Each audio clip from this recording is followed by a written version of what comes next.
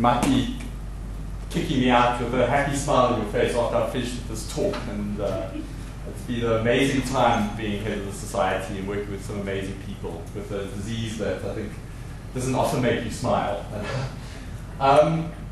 So this talk, I'm really, if there's some sensitive souls in the audience, please leave now, because this is not going to be polite, and it's not going to be, and it's deliberately there to try and upset as many of you as humanly possible on my last few days as president of the HIV Clinician Society. And as already, I've got angry emails and hate mail, and how dare you say that's mail, and all the rest of the stuff. But for what it's worth, you work in the HIV field, so you're probably slightly tougher than the average cardiologist or trauma surgeon. So let's take it through. So this is the way to get published in the NEJM. It's probably my only chance I'll ever going to get published. But I published this case, which, wait for this, a young woman in KwaZulu-Natal with an STD and a herpetic ulcer comes in with a headache and a rash. What could it be, perhaps? Really tough clinical case, and she's never used condoms, and she's got disability. She had every single risk factor for HIV. You couldn't come up with an easier thing. I was like, oh, maybe it's HIV, and bang, you're in the NEJM, and it's brilliant. The problem is that I got this really angry. So at one point I said, you don't even really need a sexual history. She's young, she's 19 years old, and she's in KwaZulu-Natal. The chances are pretty good she's already got HIV, and if she hasn't got HIV, she's going to get HIV. And I got this really angry email from a Cape Townian doctor who's a behavior change specialist saying, what the hell's wrong with you? How can you tell people it's not good to take a sexual history? And I'm kind of, okay, I'm sorry, I didn't mean it that way. Anyway, but there are a couple of things about this. Particularly, this talks about behavior change and how much of HIV risk is biology and how much of it is behavior change. I'm very lucky to work with a very cynical endocrinologist called Jeff Wing, who says, stop worrying about behavior change with sexual risk. It's like obesity. It's like trying to get people to stop eating. Just stop it. Okay, you try and talk about obesity, you try and get them to the stage where they're not getting fatter, but there's pretty much nothing you can do. And the same thing you used to have about sexual risk. And I was, no, I'm going to counsel my patients and all this stuff. Now, there was this talk about this guy called Carl Brown, who's a big advertising guy. And I asked him once, why can't we seem to get it right with the behavior change? He said, it's because you're talking about sex. It's not a rational thing. Those of you who can be bothered, just Google this getting to success, improved HIV prevention efforts in South Africa. It's a really, what they call the KYIE, Know Your Epidemic type papers, which looks at every single piece of information about how HIV is spread within the last 20 years within the country. And it's a really good paper, summarizes everything on truckers, sex workers, by age, by gender, by race, by you name it, it's there. So the reason I want this talk is that I think there's growing frustration with prevention. There's so much rhetoric, there was so much promise, and yet nothing seems to be working at the moment, particularly in our region. And I'll go through the numbers in a moment, but also more recognized, and it's because the HIV world the medical world is very used to very hard evidence, is there's been a lot more critical thinking about how do you spend money when you have no information, when you have no data to support what you're doing. So people will throw lots of money at behavior prevention programs or any sort of prevention programs when there's actually no scientific evidence or very little scientific evidence to actually back it up. And the problem is that I certainly have got angrier and angrier about it, because I think that a lot of the prevention so-called experts use very bad science and engage in a lot of rhetoric. And I had another slide. I had to trim some of my 387 slides I have, because I had some of the quotes I get, like, we can't afford not to do prevention. We can't afford to ignore this. We can't think. We can't just treat forever. A whole lot of stuff which, actually doesn't take the debate any way forward. So I need to disclose a few things. I get money from PEPFAR. My salary is paid for by PEPFAR, but I just want to say very clearly this is not PEPFAR's ideas. This is a Republican nightmare I'm about to give you. The society certainly gets support from a pharmaceutical company, and I am about to do a big study with the Gates Foundation. I'm a clinician, I'm not a behaviorist, although I do think that I have a huge amount of experience with talking about patients. I think most clinicians have a huge amount of experience dealing with behavior change, and we all know how hard it is to get our patients to exercise, stop smoking, and lose weight. And I do think that we are kind of behavior specialists. I'm also going to spend lots of time presenting large amounts of research very quickly so that you can't tell that I know what I'm doing. And some of it's a bit dubious. And then finally, I know many of you are going to be sitting here thinking, is he married, is he gay, whatever it is. I'm I'm a straight boy, and I've been in a relationship for about a year with, and I'm sorry to say this, but with an arts philosophy professor. So just the love that dares not speak its name, I think, in the medical fraternity. So we have one of medicine's modern miracles, and we all know how much this muti does well, and we know that kids do well as well. And this has been, for many of us, what drives us. We get up in the morning, we rush out, and we put people on treatment, we make them better. And in medicine, as you all know, that doesn't actually happen nearly as often as it seems when you watch medical television programs. And what's happening now is people are just living longer and longer. And in fact, the studies vary, and it seems like you lose a couple of years of life expectancy, mainly because of the increased problems we have in the first few months of starting antiretrovirals. But once you've been on them for a few years, it looks like your life expectancy returns to normal. And there's a study that was published earlier this year, in fact, that showed Ugandans on antiretrovirals had the same life expectancy as those off. And now it's bringing all these weird things around geriatric HIV and fertility issues galore and stuff you guys have had to deal with. But it seems like antiretrovirals will probably mean that people with HIV will live a normal lifespan. Now, why is all of that so important? Well, the problem is that we can't have half of South Africa on antiretrovirals. We've got a weak healthcare system, and these people are going to need treatment for life. This is not it's once they start, they can't stop. So the incredible cost and complexity of putting all these people on antiretrovirals, it's great for the people who get on, but for the state that has to pay for it, the medical aids, for the support structures that have to go into it, it just seems that prevention has to start working. And this is the problem, is at the moment in South Africa, we have about 3 new infections for every 2 people getting ARVs. And we're one of the slightly better performing countries in the region now. After years of underperforming, so we're still chasing our tails. So for everybody 2 people we put on today, 3 people got infected tonight. So the prevention world is failing the treatment world because they're giving us greater and greater treatment loads going forward. So how does HIV transmission work? And it's interesting. This is a really good review in the NEJM earlier this year, which showed that you can get a really good idea here. Here's a cross-section of the vagina. What's interesting is you can see how thick that mucosal surface is. And then you look at it in the rectum, and you can see it's a lot thinner. And this is why anal sex is so much higher risk. And I'll come back to the whole issue of anal sex in just a moment. I tell my father I work in a bank, so he doesn't know what I actually do for a living. Now, you all know about the window periods. You've got this translocation over the mucosal surfaces. You've got highly specialized cells within the mucosa, which are firstly infected. And interestingly enough, it's usually by a single virus, which is why the transmission of drug-resistant virus is an interesting concept, is that you can passage drug-resistant virus into and make sure that the first dissemination of virus actually is drug-resistant. You also know all about the window period. Now, that window period is slowly contracting, and in fact, is technically actually not such a big deal here because your viral load is so low, as it's located largely within the genital epithelium. As you go along, you get this incredible viral burst, and then you start generating antibodies, and you get this acute seroconversion illness that you're all probably familiar with. And during that phase, you're very, very infectious. Okay, so you're all aware of this, the problems of the testing processes and all of this. This is like everyday stuff that we have to deal with. So why does this help us? Well, one of the things that's a pain in the neck is that we have not been able to explain why on earth HIV is transmitted so effectively in Southern Africa and not, when you look at the cohort studies from developed countries, it's actually a really inefficient virus. It doesn't transmit quickly. And if you take this female to male transmission of 1 in 3,000, which is the one estimate from this paper, which is a couple of years old now, but which seems to hold true even at this stage, that's sex every night for 8 years. That's a hell of a lot of sex for one transmission event. Okay, now I'm not going to ask about your sex lives, but you can see that even male-to-male transmission, anal sex, 1 in 1,600 is actually a hell of a lot of sex acts before it starts transmitting. Compare that to needle sharing and needle sticks and transfusion of infected blood. Sex is not a great way to get the virus around. So we all know about HIV in its natural history. You get people, they get infected, they train on the track, their CD4 count steadily drops, and then they need antiretrovirals. And that takes about 8 to 10 years. What's come out in the last few years is that the chance of transmitting HIV is not the same over those 8 to 10 years.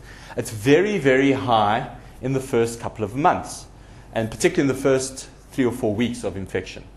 So your chance of actually catching HIV in that early stage is very, very, very high compared to the middle. Now, if you take that 1 in 10,000 number, that's sex every night for 27 years.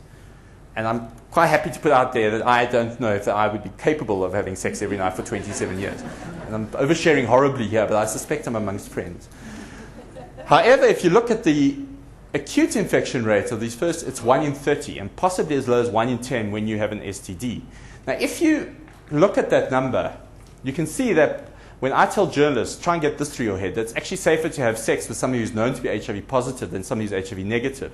Because you might be having sex with somebody that's seroconversion illness. Your chance might be 1 in 10 rather than 1 in 10,000. And this is the freaky thing, is that we have based our prevention programs almost exclusively on the fact that the risk is equal right through. And this is a fundamental problem that I have with the way that prevention is approached, is that rather than looking at that period, which is short, difficult to diagnose, difficult to deal with, the way it has been is there's been this kind of broad shotgun approach to everything. And in fact, half of all the transmissions in one Malawi study, it was demonstrated that in the first 6 months, or in the first 5 months, almost half of all the transmissions had happened. All the rest of the transmissions happened over the next 9.5 years. So if you catch somebody and you do an HIV test 2/3 of the way down or 1/3 of the way down, the damage has pretty much been done on the public health level. So, what was the biggest news of the year? And those of you who've been hiding underneath the stone, I think you should be ashamed of yourselves. HPTN 052 was a study that was done here in Johannesburg and in Cape Town and in Soweto. And it was a study of people with HIV in couples with one partner being positive and one partner being negative. I'm going to take you through this in a moment because I think it's quite important to know what it showed. Now, what they did, don't spend too much time, they took 2 groups of people and they looked at people with good CD4 counts. So they don't need ARVs. Okay, their CD4 count's high. In the one group, they did nothing. They just watched them. They gave them lots of safe sex counseling, lots of condom use, all the usual stuff, all the good stuff that we're supposed to do. The other group, they gave the positive partner ARVs. And what they showed, in complete nutshell, many of you will know this, is there was almost complete protection of the person who's HIV negative if their partner took the ARVs and their viral load was undetectable. There was only one seroconversion in the group who were on ARVs. And in that person, it seems like that person actually was in the seroconversion window period when they were put on antiretrovirals. 1 compared to 27 in the other group. That's a massive protection. It's better than condoms. The only thing that beats it is abstinence. And if we're wrong about that 1, and that actually that person was in the seroconversion phase, it's the same as abstinence, which is a bit freaky. I don't know how you put this to patients, but it means that people whose viral loads are undetectable will not transmit HIV. Okay, now that's a hell of a statement to make. But there is the study was done so well and it had to be stopped early because the prevention effect of the antiretrovirals was so phenomenal. It fits with what we know about PMTCT, about needle sticks, you name it, it works. What was freaky though, and I just want to take you here, is now, you have to understand, so I have a sex partner who's HIV positive, I'm negative. I can either get the HIV from my sex partner or from somebody outside. How would I be able to tell? Well, luckily we've got these amazing virologists that can actually sequence the virus and say they've got these weird mathematical models and things where they can sequence the virus and say, you almost certainly got the virus from from your partner or you got it from outside. And lo and behold, 11 people got the virus from outside. Now you have to get your head around this. These are people who in relationships they know are HIV positive. They are being educated outside of their brains in terms of safe sex, and they have a clear and present danger of somebody next to them, and yet they went and had unsafe sex. So this makes me feel very despairing about behavior change. I can't think of a better situation to affect firstly everyday experiences plus all the education you need, all the scientific data you need, and yet these people went and had unsafe sex with somebody else. Now you might say, oh, maybe they were raped, or maybe they were this, or maybe they were that. You know, it does strike me that there's something fundamentally wrong there, and I'll show you again why I get worried. So all this stuff is lots very exciting. There's this Lancet paper that came out in 2009 which said that if we treated everyone irrespective of CD4 count, and this was the kind of effect you got, we would get rid of HIV within 1 or 2 decades in South Africa. Now that was a hell of a claim, but it was strengthened by the study that came out today, that if you put something on ARVs, they stop being a problem. It's a bit like a TB patient. 4 weeks after you've given them TB therapy, if they don't have MDR, they are rendered sterile, they stop infecting everybody else. The same story with HIV. Except with HIV, the benefit seems to happen very, very quickly. So this is terribly exciting, and I'm not going to talk about this particular study. I want you just to look at the biological race at the moment and who's winning. So at the moment, we have 052 right at the top. So giving antiretrovirals is by far and away the best way that you can deal with it. Given the negative partner HIV treatment, if they take it, which is a real challenge, is pretty good. And then you all know about medical male circumcision. And there's been several studies looking at different studies. And as you know, our microbicide done in KwaZulu-Natal is down at the bottom there at about 39%. But you can see that treatment is actually by far and away the most effective form of prevention. One of the things that freaked me out, though, again, about this behavior change is when you look at the study that was done in Caprisa, which is the microbicide study in KwaZulu-Natal. Now, you must remember, they put these young women into the study. Half of them they gave this microbicide. So just after sex, they put the microbicide, or just before sex, they would put the microbicide in their vaginas. They have sex, and then they'd look at how many of them got HIV. And they compared the microbicide to a placebo. Now, it halved the risk of contracting HIV in the group who took it every single time.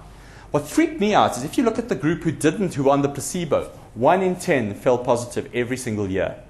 That's an incredible number. It means 10% incidence rates. What disease has a 10% incidence rate? HIV, these young women, despite all the behavior change, despite the condoms, despite getting a sexually transmitted infection treatment, and Slim Karim, who was the PI on the study, was one of the first people to stand up and say, it's great having microbicide. This is not great news for the country. That despite all this behavior change stuff we threw at them, 1 in 10 of these young women were still falling positive. It's a staggering number. So where is this behavior change? It doesn't get a hang of a lot better than in a clinical trial. And I want to give you a new term that I really love. It's called closeting, and it's mainly used for gay men and for, to a less extent, for gay women, for transgenders, and there's this very clumsy term, LGBTQI, which adds another letter or two every year, as far as I can see. But generally, it's people who are scared of disclosing their sexuality or their sexual preference. And you see, particularly with gay men, and particularly in countries where there's still a lot of discrimination and focused on gay men. And what happens in that group is that, interestingly enough, they are amongst the highest group are the gay men who have not disclosed that they're gay to their communities, or even worse, haven't acknowledged to themselves, have amongst the highest risk of depression, substance use, and of HIV. And in places like the United States, it's a major public health problem, is getting gay men into support programs where they can actually admit that they're gay and seek out help, and not have to deal with a community that is incredibly homophobic. What I think is quite interesting is it beyond gay men. I'm going to talk to you about a couple of other areas where I think there's frank closeting and other human behaviors which you can probably relate to. Those of you who are straight can probably relate to a little bit better. So how is prevention going in South Africa? Well, it's frankly still shocking. And in the world, the epidemic seems to have peaked and gone down. But in South Africa, it's pretty much plateaued over the last 4 or 5 years.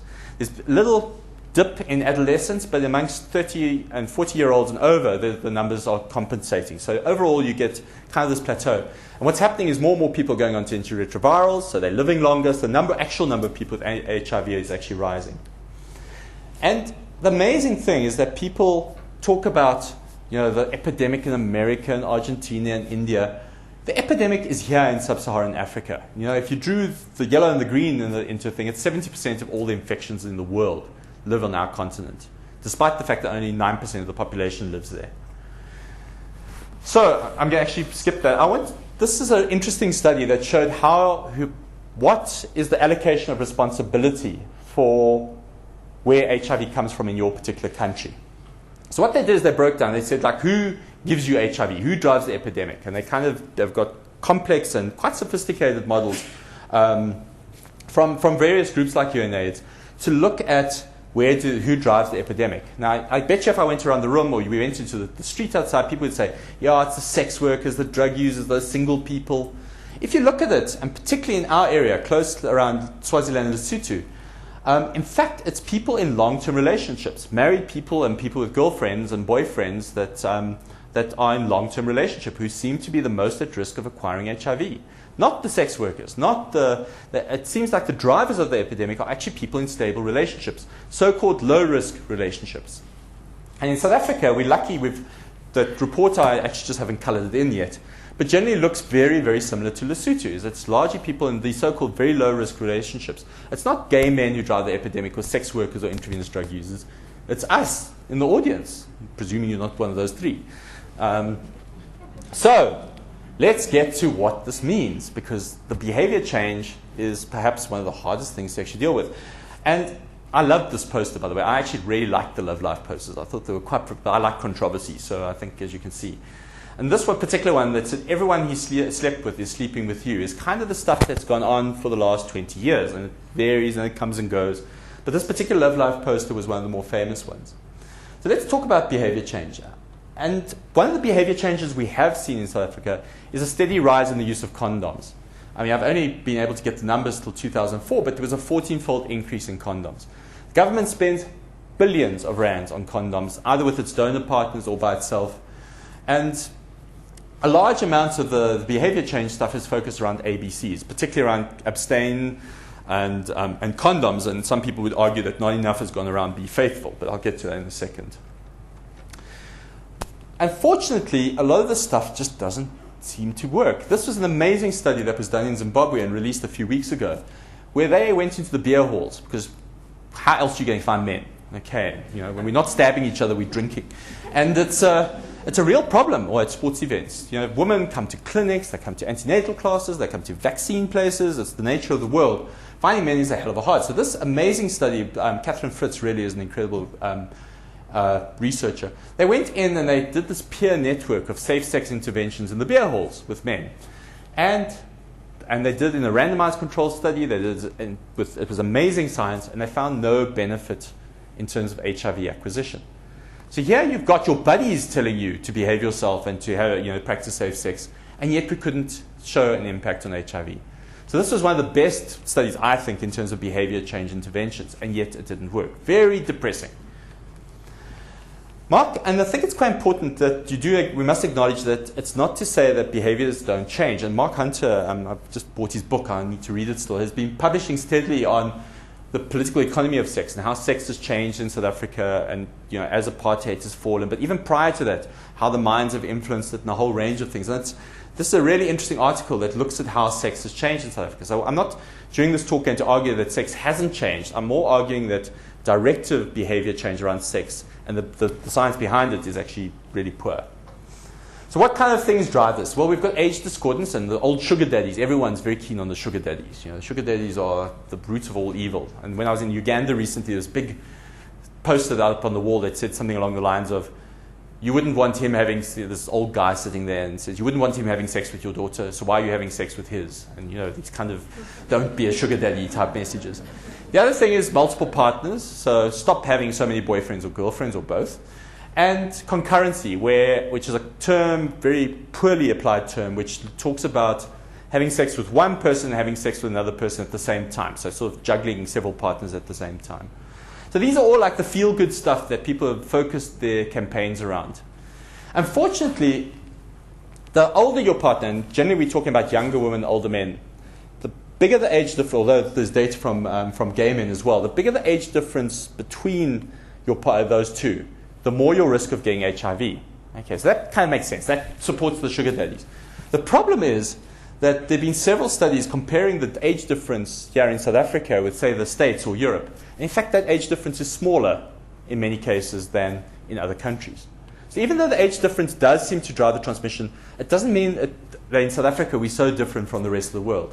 And certainly in Kisumu in Kenya, where they did a whole range of surveys on these men, way back, almost 10 years ago, they found that these sugar daddy relationships seem to account for only 4% of all partnerships. And they had a definition which was around finance as well as age. So this kind of thing, it feels good in the media and it feels good to talk about and it sounds intuitively true, but there's not actually evidence to really back it up. The thing I gave this talk earlier this year, in fact, this triggered this whole series of interest in the sexual transmission. On concurrency, I have some very good friends who believe concurrency drives this epidemic. If South Africans would stop screwing around on their partners, everything would be okay. And yeah, it was an interesting thing to tackle. And this paper, which was published in Science in 2008, said the best thing we could do is go for circumcision, so lop off the foreskins, and get people to stop having so many partners on the side. The idea is that the number of partners we have in South Africa is the same as everywhere else, but we tend to have them at the same time. And one of the ways that he'll explain to me is like, often a woman will be married to a husband, but she'll have a boyfriend on the side for many, many years. So overall, the number of partners is exactly the same.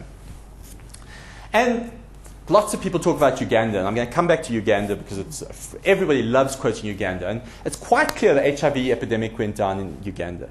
Why it went down is the subject of much debate. But these guys who believe in concurrency think that's the reason. And that they claim that there was these big campaigns about zero grazing. Okay, so you don't graze outside your paddock or whatever you're supposed to.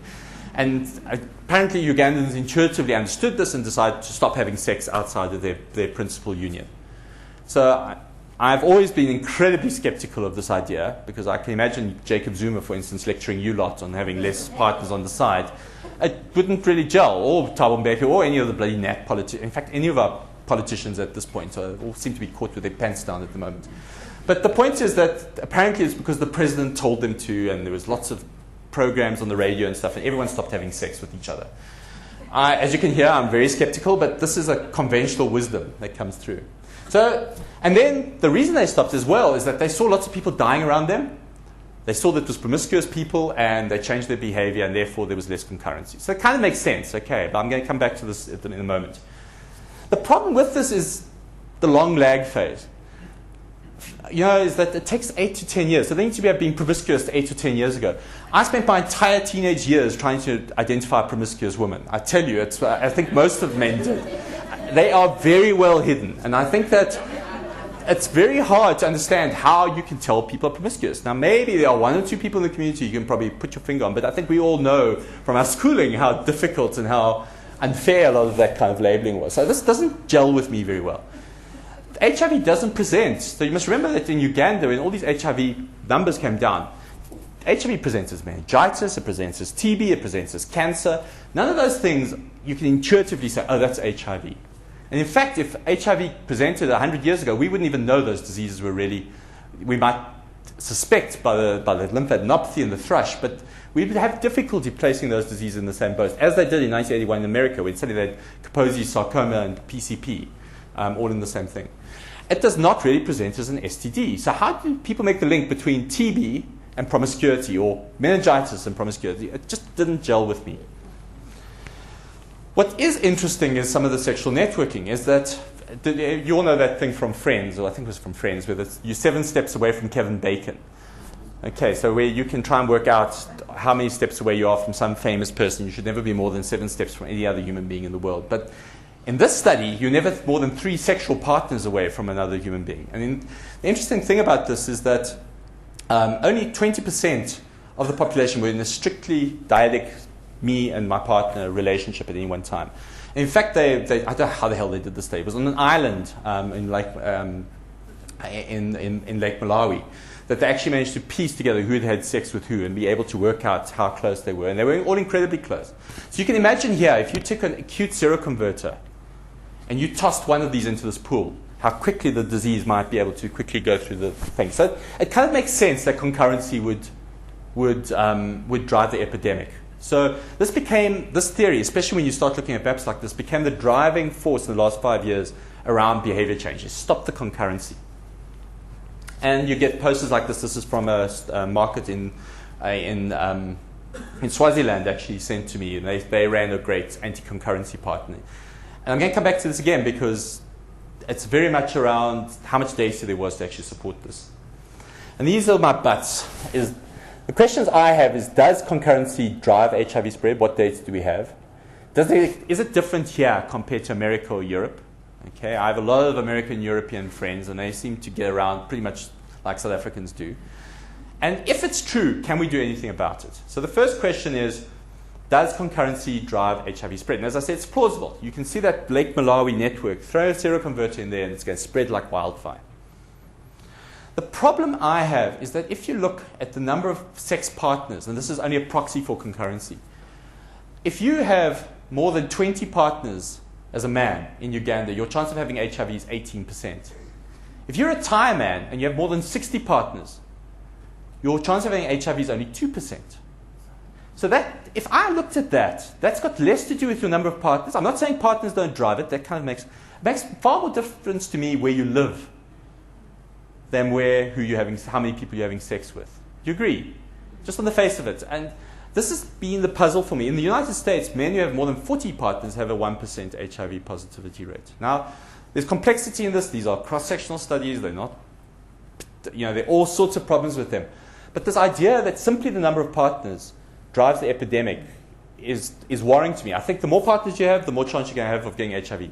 The problem is that the Ugandan man is far, far, far more likely to get HIV than the Thai man, whether he has 2 partners. It doesn't matter whatever number of partners he has, he's got a greater chance. And that's not about how many partners, it's about being Ugandan. What was amazing to me was this study, which I dug out this evening, people. This is how up-to-date I am, although it was 3 years old. So this little study, which was published a couple of years ago in an STD journal, I think it's the British Medical STD, whatever, from the British Medical Journal group. And they looked at this at 4 countries, and in fact showed that that there was actually a decrease in the number of partnerships. They agreed with a lot of the research that was done in Uganda. But it was much more profound in Sub-Saharan Africa, in Southern Africa, than it was in Uganda. So this is only one study, but this conflicts with everything that's been said about Uganda. That simply was they reduced the number of partners.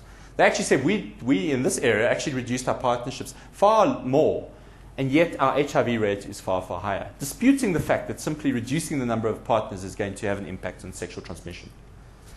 So I worry about this. I don't think the science is particularly compelling around concurrency or around the number of partners being the link here. But let's accept that it is. So does it explain, is it different here compared to everywhere else? Well, this is from a French, many of you have seen this slide, which is a safe sex thing.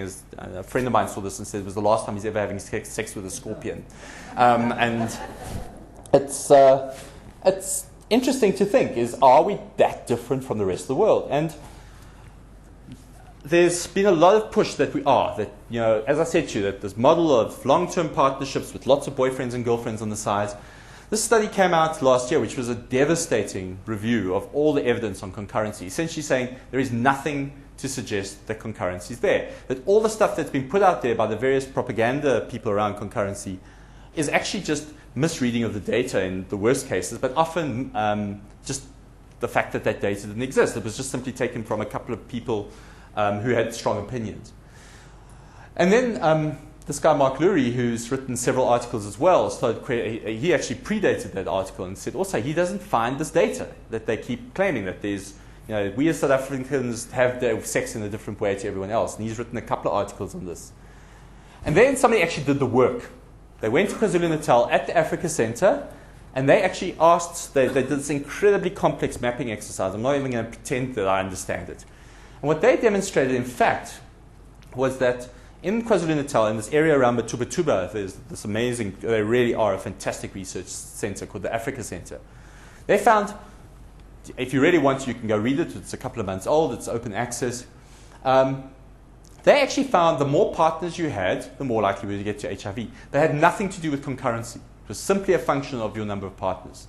And that was somebody who actually came and did the work. This was not just interviewing a few people or a mathematical model. This is actually hard research.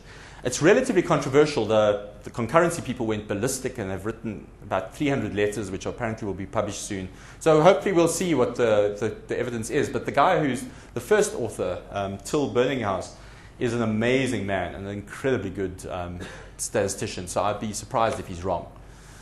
So let's accept all of that. Let's think the concurrency people are right.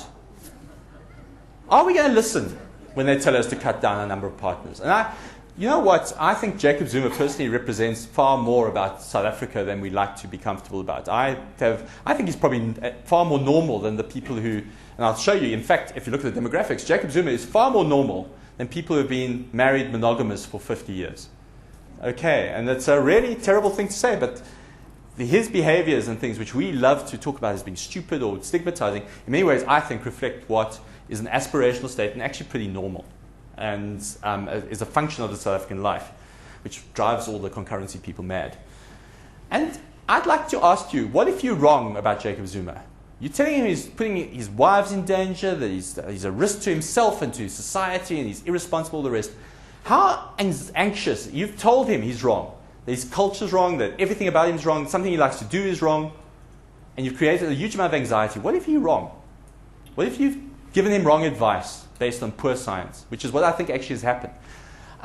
I don't think that concurrency convincingly explains the Sub Saharan epidemic, and I think we just need much better data before we start creating this fear culture in people like him.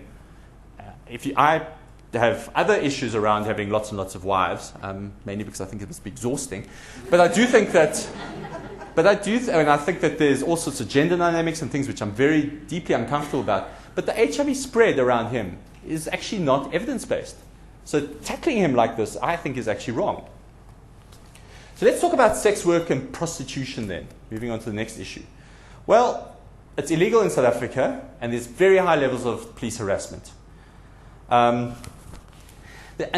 I work in these lefty circles about sex work, and these two kind of extreme views. There's the one that says ban them, lock up the men who go to them, evil bastards. And there's the other group who kind of say, we must just decriminalize it and let it all happen, and try and help these poor women who are trafficked into these things against it. And it's quite a difficult thing to deal with because it's very difficult with the people who want to just legislate the problem away and then try and deal with the group who think that simply feeling good about it it kind of hides the problems. And I actually think there's closeting here. It was interesting. I went to a talk recently in the Rome conference, and there was a whole thing on sex workers. And this guy who was working with research in that band between Mexico and America in Tijuana, there's a huge number of sex workers. A whole of Americans cross the border to have sex with these sex workers. And he was talking about how these men are just really, he did these interviews with the men who use the sex workers, who do their clients, and said that pretty much they're these sad, single men, you just can't get any. So I went to him afterwards and I said, if you're going to characterize men who use sex workers like that, you're never going to be able to access them. You're never going to get these men to admit that they use sex workers, and you're never going to be able to intervene them if you completely characterize them as these. And certainly in certain countries like this, and particularly in large country cities in the States, going to a sex worker is seen as a pretty normal event and pretty much what you do as you're growing up, particularly for men. And then in many ways, we actually are closeting sex workers by making it illegal, but we're also making their clients closeted, and it's really hard to get to them. So you might have your own judgments on the kind of men who use sex workers, but certainly publicly characterize them as these sad individuals is not going to help us get to them. And they probably account, in terms of the South African epidemic, for about probably 10% of the infections. In Thailand, they've been very aggressive in terms of dealing with their sex workers, and they've been very aggressive in enforcing their 100% condom use policy. There's also been, interestingly, with the campaigning, this is some behavior change, it's shameful to admit. They've managed to get men to use sex workers less, and the numbers of HIV infections have remained relatively stable and gone down slightly within Thailand. So what do effective sex worker programs have in them? I run a sex worker program in Hillbrow. There's lots of education, often by their peers. We try and get condoms in there. We try and do lots of sexual health stuff, treat the STDs, do lots of HIV testing and linking the HIV positives into care. And we have what we don't have is a supportive legal environment. We have the cops all the time soliciting bribes, soliciting sex. It's just a horrible situation to be in. It's very difficult to offer the services to sex workers or to their clients because the cops cause so much trouble. So what about the clients? And as I said to you, this is the Tijuana experience, is this closeting. So let's talk about another group who've had a rough time, particularly in Africa. Let's talk about gays. I love this. Gay is the new black. So it was like both as trendy as in like stigmatized. And what's very interesting about is it's completely silent in Africa. Is that there's been almost no research until the last 3 or 4 years. It's just I'm sure many of you have had to deal. It's an un-African thing. People aren't gay, and I think certainly judging from my gay friendship circle that clearly is not the case. But here again is that in certain places in Africa, the death penalty still exists for being gay. And I put here transgenders because this is, interestingly, many of you probably don't know this, but certainly in Asia, there's a huge transgender population. It's an increasingly large group of men who become women and women who become men through a series of of operations, but it's an increasing thing in South Africa. And certainly in Asia, they're one of the highest risk groups for HIV. Again, because of the stigma and stuff that pushes them into the outskirts and doesn't let them have access to HIV programs. And here you can see that they've done some risk. These are odds ratios on the right. And you can see here that even though being gay in America puts you very, very high risk, 15-fold increase of having HIV, in Africa, it's still 4-fold compared to the rest. So dealing with gay men is certainly one of the HIV prevention areas, and certainly in the new South African National Strategic Plan is going to be part of what we do. And this is where, when you talk about closeting, you can see all these death penalties. Right? The colors aren't coming out there, but the slide is absolutely chilling when you look at how Africa treats its gay men, and often its gay women. Many of these countries don't even acknowledge that gay women exist, but it's very interesting. And you can imagine that if Africa has all these programs which drive sexuality underground, that sexuality, like it does in America, is going to reaffirm itself as in high-risk behaviors. I mean, people are scared, they won't go for prevention services, they're going to be they're going to be having sex in probably the unsafest way humanly possible. So what about drugs? Well, we know that needle exchange works. It's politically very difficult to win in most countries. There are a few successes, and the Netherlands in particular have had their HIV rates amongst drug users been steadily going down. Canada's had some successes, although Vancouver's a bit of an outlier because they haven't actually shown them that many benefits. But by and large, giving people clean needles, it works. You can imagine politicians hate this, absolutely. And certainly when you add drug use to sex work, it seems like it's an incredibly high-risk situation, particularly in Asia, where often sex workers also use intravenous drugs. HIV finds a very fertile ground there. We don't really have that many intravenous drug users. I still have 1 or 2 left in my clinic, and in the 90s I used to look after a lot of them. They tend to, I love this cartoon at the bottom, because I suspect that alcohol for us is the drug that is probably most linked to HIV and all the rest. But you do get a lot of hysteria in the legislation around intravenous drug use. Everyone's like, every time there's 2 kids caught smoking dope in the school, the principals on TV talking about how the whole country's moral framework is falling apart and how can we have this and all the rest. In fact, I have yet to see good data on intravenous, certainly intravenous and general drug use being a real big problem in Southern Africa. But the problem is, I love this black and white thing, it's not the sex workers, the gay men, or the drug users who drive the majority of the South African epidemic. It is heterosexual people in long-term relationships. So this should be the message that should go around. Okay, and sorry to be crass, but that pretty much is what I have to listen. You give any public health person 3 glasses of wine, this is what they tell you is the way to deal with HIV. And the first thing I love is these statements. Men have multiple partners. How is it possible for men to have multiple partners if women don't? It's just not mathematically possible unless people are having a huge number of threesomes, or that there's this hidden gay male population that is far, far larger than we think it is. Now, this is the kind of thing that goes around as popular wisdom and just cannot be true. I'm not judging anybody in this, but I do think these kind of statements just don't advance anything. Well, this was a horrifying CDC stat, so just get your heads around this. In the US, in long-term relationships, married people and people in long-term relationships over years, up to 80% of one or both the partners cheat in the relationship. So those of you sitting around feeling particularly like normal because you've got a husband or wife at home that you've been faithful for 20 years or 10 years, you're actually abnormal. And the reality is that infidelity in relationships is actually normal. Okay, it's a horrible thing to say, but the problem with it is that we've got to the stage where we've said to people that you have to stay in a relationship, you mustn't screw around, but they do. It's a bit like saying to people, I don't know, it's like saying to people you must never have a chocolate, and occasionally they do. That's these kind of weird, like top-down referencing that we do. There was a study done in KwaZulu-Natal, again, it wasn't in the Africa Center, it was nearby. Oh no, it was in the Africa Center, that showed that 1/3 of all the men had cheated on their partner over 5 years. So all of us saying that normal behavior is not to cheat on your partner, you failed these 1/3 of men who are now outside the system thinking, oh God, I've done something wrong. And they probably have done something wrong, but you can have battle now to bring them back into the fold. And in the Shoshana 2005 study, in fact, it showed that married women have a higher risk of new HIV than married men. Now you might say these bastards' husbands are screwing around on their wives. If that was the case, the married men would have a higher rate of HIV than the married woman. So something sexually is happening in our communities which we don't really have a very good handle on, in my opinion. And simply saying men have multiple partners is not actually what the evidence is telling you here. So is marriage protective? And I just loved looking at all these names that have been caught with their pants down recently in the middle there. But in fact, the data around marriage does vary.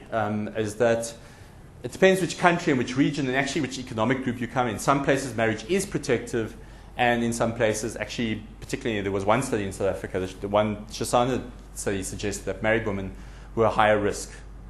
And these names of all these famous people, as you can imagine, who've been sort of, you could wonder whether it's protective, and that it's hardly overwhelming that they can't keep it together. There is some stuff that is interesting about marriage, and Lobola in particular is an interesting institution because to pay Lobola in many parts of this country, you actually have to be quite rich. So you actually have to be older. So in many ways, Lobola often drives an age discordance between older men and younger women. So being able to have a wife is actually is often a sign of relative wealth. And South Africa has incredibly low marriage rates. So even if marriage were protective, we haven't exactly been fueling it forward, and we're not clear it is protective. So again, we have data that there was one very famous prevention scientist here in South Africa, who I shall not name, who came up to me one day, also had, I think, 2 glasses of wine with me, and said, "Why can't you single people just bloody well get married? It'll be so much easier." And unfortunately, the society itself doesn't lend itself towards making marriage easier. This I loved. Okay, this is Gary Martin's told me this is a gratuitous slide, but anyway, one of the things that also happens is that sex practices change very, very rapidly. So simply saying, do this and do that, when you have the internet, has changed dramatically. So oral sex has changed absolutely dramatically in the space of a few years. And they said, this particular study said that 8 out of 9 women had performed oral sex, and half of them had done it in the last month. You must remember that 30 years ago, oral sex was seen as extremely kinky. Okay, now it is abnormal if you're not doing it, practically. What I found slightly more, a friend of mine told me anal is the new oral. So if you look at this, the CDC did this study, and all my gay friends emailed me about 15 times. Every single one of them told me about this study. You can see these very, very high rates of people having anal sex. And this study of the Journal of Sexual Medicine publishes this cross-sectional study. They demonstrate this steady increase in the number of women in all these age groups who are having anal sex. And you can see almost half of them are having anal sex now. So you've had a dramatic change in a sexual practice, which, as I said, 30 years ago, oral sex was seen as something that didn't happen. Anal sex, which is high risk for HIV, is dramatically increasing. Now, I don't know what the message is from this, but you can see that, and this has happened in an age where obviously where sex is discussed a lot more. And this was Gary Martin's told me that this was completely unacceptable, even though he loved it. But women who have anal sex are more likely to have an orgasm than those who have oral, whose guys or girls go down on them. So try and get your head around that. So anyway, so you can see why anal sex is suddenly becoming very, very popular. But it's not talked about, and it's just this kind of sweeping, changing sex practice that has actually happened with it. So, but we don't do that in Africa. Actually, we do. And in fact, this study, which came out in 2006, which was done by our institute, demonstrated that almost 4% of this young cohort are having anal sex. So this is happening in our communities, and yet I can't think about this kind of safe sex messaging that's going on around it. And this certainly is very, very high-risk sex. Is that, it's probably 10, 15-fold more risky in terms of transmission of HIV than vaginal or other penetrative sex. So then we have the internet. Now, I remember seeing a study. Francesca and I were at a conference, and there was this international conference. There's this guy talking about how gay men hooked up on the internet. And I remember thinking, oh God, gay men, really, they're just so organized. And one of the things about the internet is there's been this incredible exposure to porn. Now, as you know, porn drove the development of the VHS system, and it's driven the internet pretty much. And apparently it generates far more income, following by poker. than books or records or any of the things that you guys, I'm sure, will buy. And it allows for very rapid connections within small communities. And certainly within Central Africa, where this death penalty culture runs around gay men have actually been found to network very, very effectively on Facebook and on other social networking sites. And it's been a way for them to actually organize in situations where they really are in a lot of danger. But I want to talk about Grindr, which any of you know what Grindr is, I'm sure. Grindr is the most. This is where hate crimes come against gay men. I'm telling you, because they are so organized. This is a texting thing where you wander around. You put in the thing. You say, "I'm up for sex," and you wander around, and it pings you or does whatever the internet does when you are within 100 meters or 500 meters of somebody who might be up for it, and then you can start texting them if you subscribe to Grindr. And how organized is that? It is just phenomenal. I mean, us heterosexuals should ever be that lucky to have a website that actually could actually be up for it. But it does show, and in fact has allowed for people to connect in ways that I was listening to this podcast about networking the other day, and they were saying that it doesn't matter if you have a thing for red-headed, one-eyed dwarves, you can find them on the internet, and you can actually hook into some sort of networking site. So what happens, my thing is, what happens if this biological risk is so high that it doesn't matter what you do, that the average behavior change that you're looking for is so impossible that it's going to happen anyway? And there's tons of data on biological risk being increased by genetics. And these were just some of the studies that got sent to me by Sam from the CSIR when I gave this talk. She actually sent them to me after this. And we know there's tons of genetic variation in human beings. Why is it so difficult to understand? Why would there be a genetic predisposition within our area that might program people to getting HIV? And there's been some discussion of this. This was in, I think it was reproductive medicine or reproductive immunology, which looked at biological factors and demonstrated that there indeed are lots of plausible ways that biologically people in our area might be programmed to contract HIV.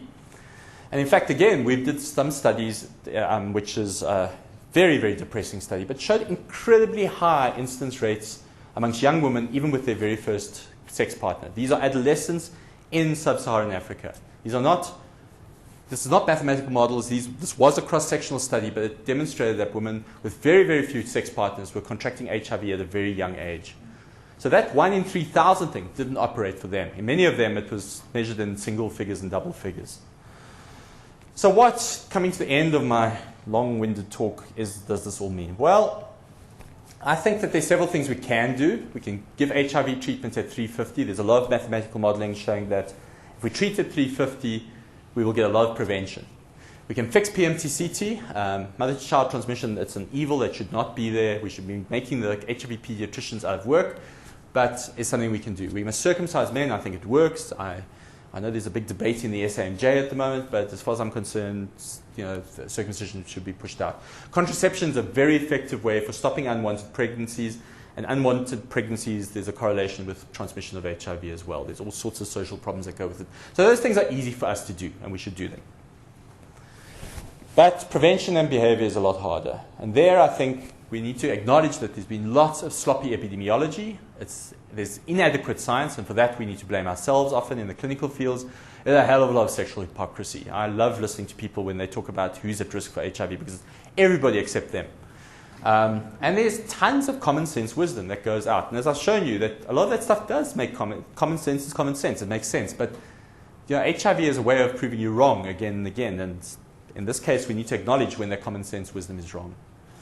I think that there's been incredibly poor behavior change research. I think in the last year or so, there's been some really entertaining and interesting stuff that's been done that's changing that.